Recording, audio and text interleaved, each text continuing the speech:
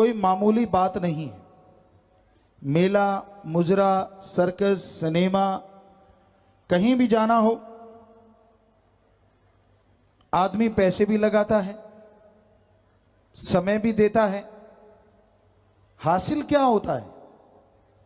कौन सा फल लेके आता है वहां से? कौन सा लाभ कमा के आता है? कुछ भी तो नहीं, टाइम पास। दूसरे शब्दों में बोले तो समय बर्बाद। और सत्संग में कोई पैसा नहीं लगता, कोई चढ़ावा नहीं लगता। वो भजन है, कीमती है ये समा, इसे लगाता कहां। सत्संग में आ जा, फायदा उठा जा, देखे जो सब नाश हुआ। इंसान मैं मेरी करता रहता है, हर समय इसे अपना बना लूं, उसे अपना बना लूं, एक होड़ सी लगी हुई है। मेहनत करना,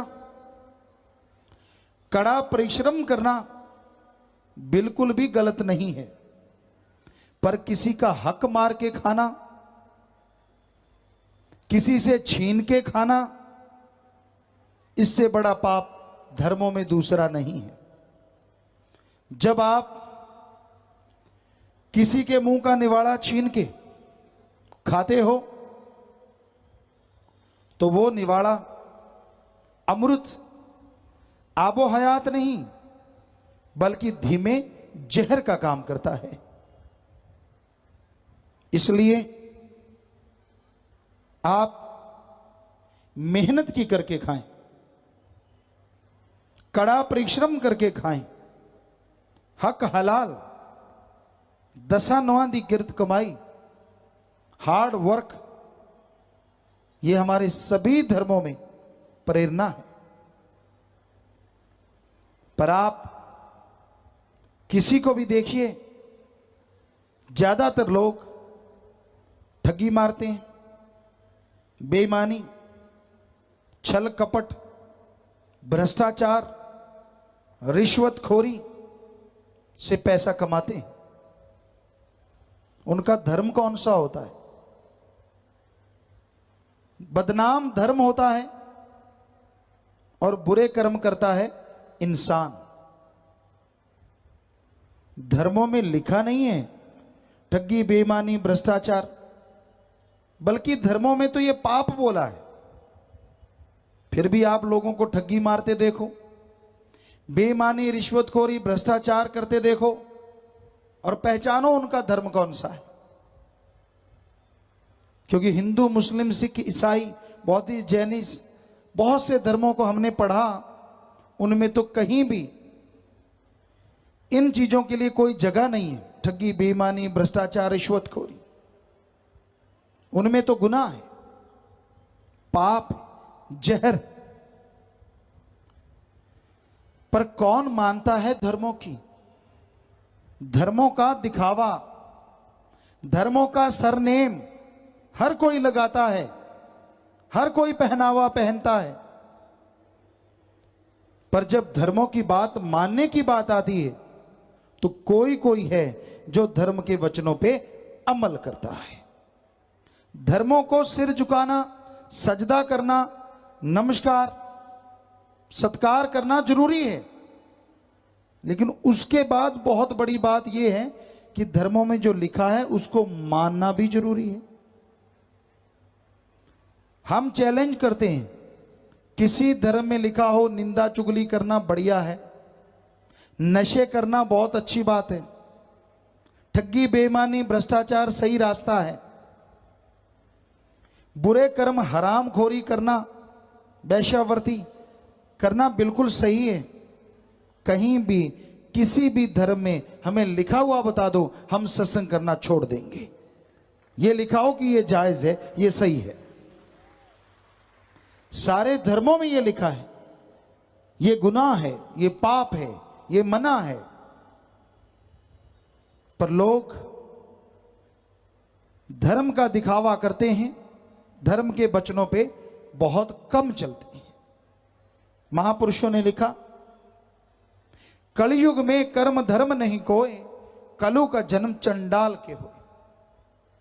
ऐसा टाइम आएगा, धर्मों का नाम तो सब रखेंगे, पहनावा तो सब पहनेंगे, पर धर्मों के कर्मों को बेरहम बन के लोग खत्म कर देंगे, यानी धर्म का कर्म नहीं किया करेंगे। तो आज वो टाइम चल रहा है। आप कोई भी ठेका देख लो शराब का, उसके सामने कौन खड़ा है? बुरा ना मानना, कोई हिंदू, कोई मुस्लिम, कोई सिख, कोई ईसाई, वैसे कपड़े पहने एक आदमी खड़े हैं। जबकि इन धर्मों में लिखा है नशा बर्बादी का घर है, राक्षसों का, शैतानों का खाना पीना है, पर फिर भी वहां लाइनें लगी होती हैं। कोई शरेआम पीता है तो कोई चुपके चुपके पीता है। फिर धर्म का नाम क्यों? धर्म का नाम ना रखो। कहता ये कैसे ना रखो, ये तो मेरे मां बाप का धर्म है। अरे भाई, धर्म को अगर मानते हो तो धर्म में जो बातें लिखी हैं उनको भी मानो। गुरु पीर फकीर को अगर मानते हो तो गुरु वचन भी मानो। सिर्फ मानो और अमल करो, फिर देखो जीवन में कैसे खुशियां आती हैं, कैसे आपके बुरे कर्म धुल जाते हैं और अच्छे कर्म बन जाते हैं। आज होड़ लगी है, होड़, ठगी की, बेईमानी की, भ्रष्टाचार की, नशे की, दूसरे को नीचा दिखाने की, झूठा गुमान जो गैरत का रूप लेता है, उसको झुका दूं, उसको झुका दूं। हम चैलेंज करते हैं कि अगर आप शूरवीर हैं, अगर आप बहादुर हैं, तो अपने मन से जो आपके अंदर बुरे ख्याल देता है, लड़के देखो आप जीतते हो या आपका मन जीतता है। पता चल जाएगा आप कितने शूरवीर हैं, कितने बहादुर हैं। लड़ो अपने बुरे विचारों से। कोई नहीं लड़ता, कोई नहीं कदम बढ़ाता आगे।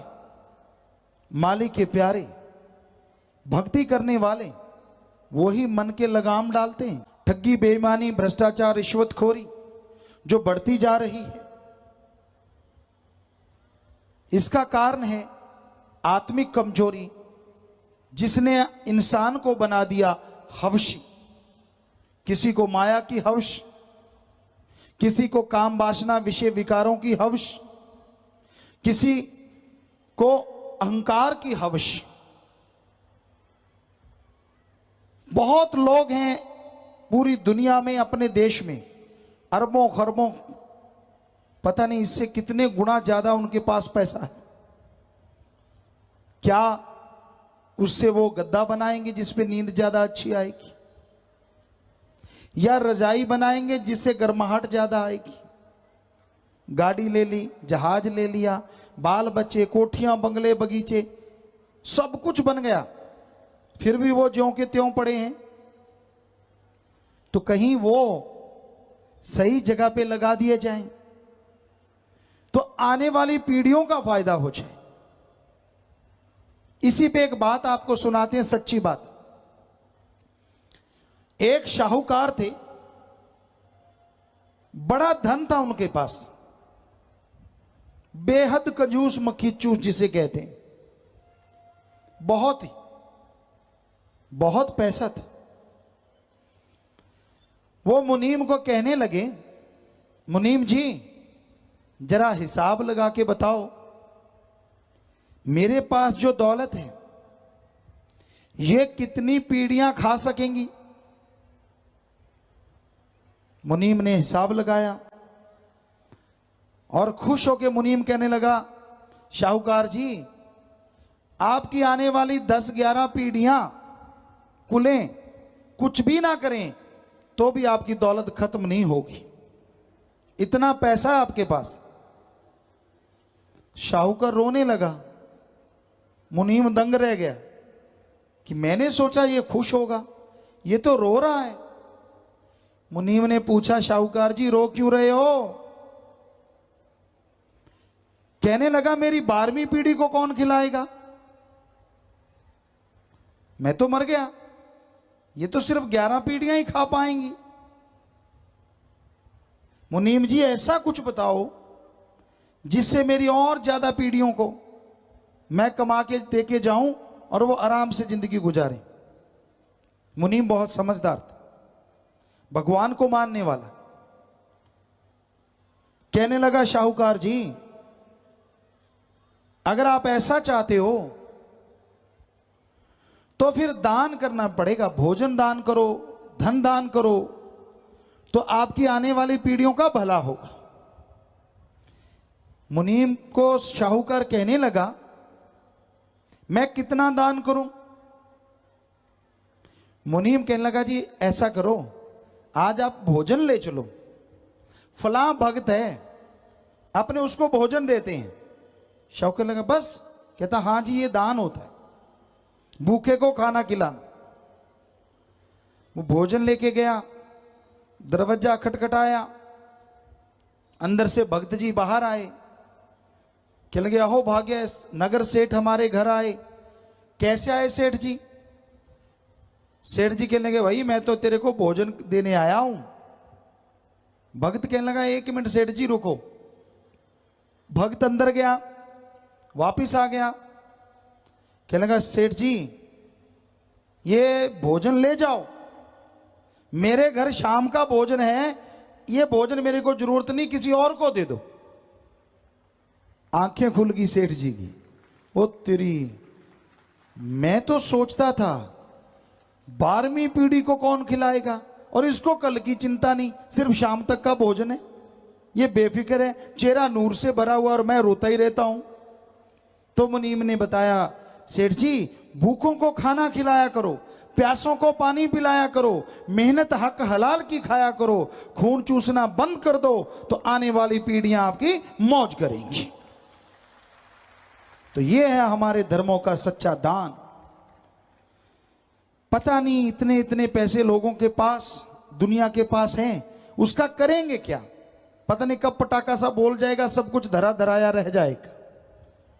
खुद तो गए ही गए, और जो छोड़ गए किसी को फायदा भी नहीं हुआ, क्यों पता ही नहीं किस किस में फंसा रखा है, कहां कहां उलझा रखा है। यहां तो चलो फिर भी ज्यों त्यों ढूंढ सकते हैं, कहते हैं बाहर तो कोई नंबर मिलता है, वो नंबर जिसके पास है उसका पैसा है, नंबर गया तो सब कुछ ही गया।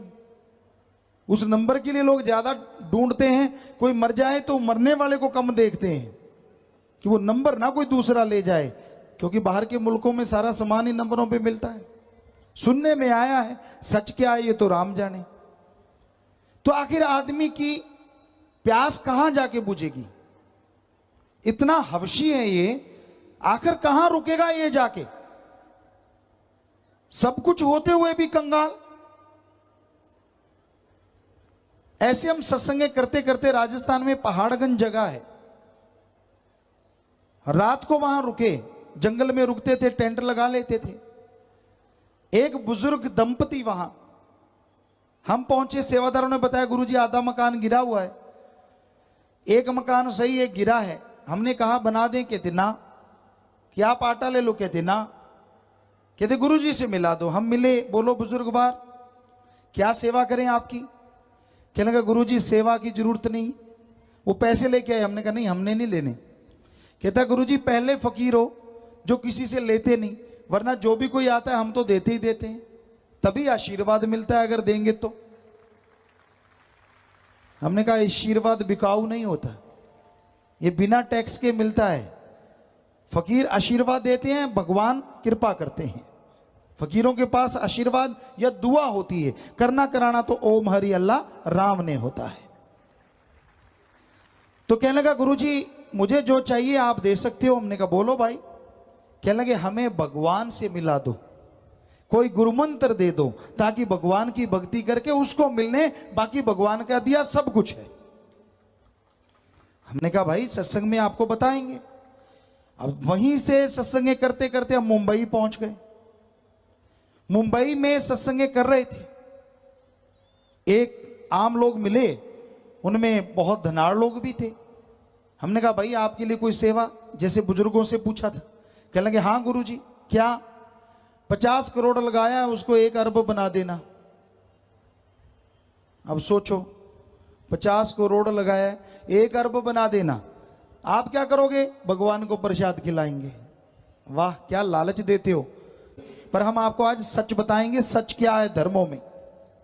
धर्मों में सच है, भावना से प्रभु को पाया जा सकता है, श्रद्धा से पाया जा सकता है। पर श्रद्धा का मतलब रुपया पैसा नहीं है।